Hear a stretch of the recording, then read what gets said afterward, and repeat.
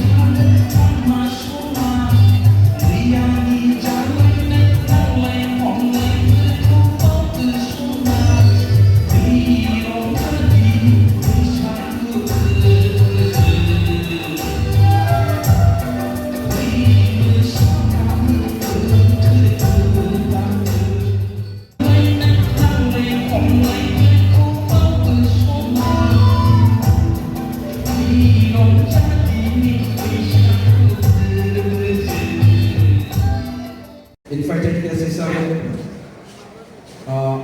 আনিছোঁ আমাৰ মাজত তেখেতসকলে উপস্থিত হ'ব পাৰিছে এতিয়া মই প্ৰথমে এই বিষয়ত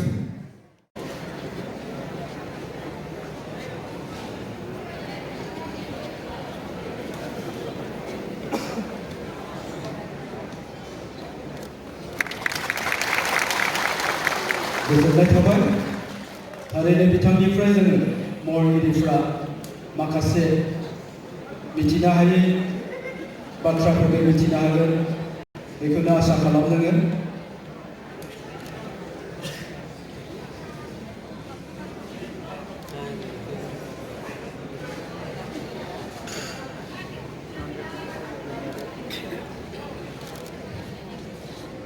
बिथां सारनि बिबुंथिनि उनावनो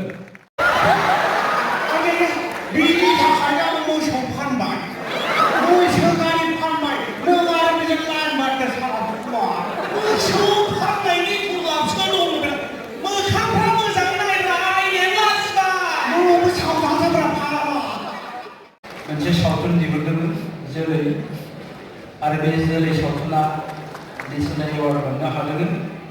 बिथाङा बिथांनि डाइरेक्टर लोगोसे एक्टरबो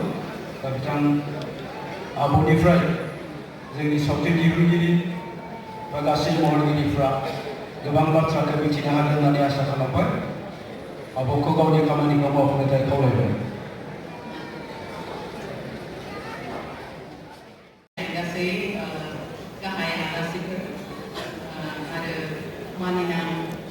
रायजोफोर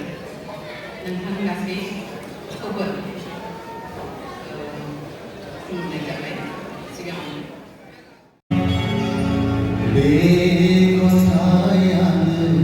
मेथाइ जाबाय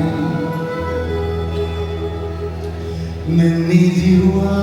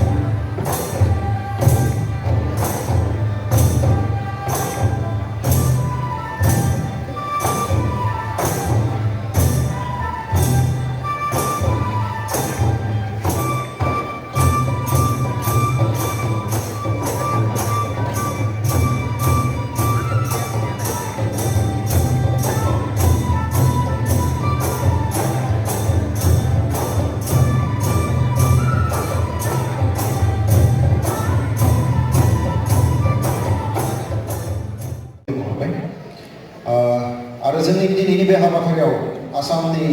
धेमाजिनिफ्राय गसाइगावसिम मोनफ्रोमबो डिस्ट्रिक्टनिफ्राय महरगिरि बिथांमोना डाइरेक्टर प्रडिउसार्स दामगिरि रोजाबगिरि बड'लेण्डनि कालचार एबा संस्कृतिखौ लानानै बेवहाय प्रग्राम खुंनाय जादों दा बेनिनो मोनसे हाबाफारि बे हाबाफारिखौ सामलायनाय हाबाफारि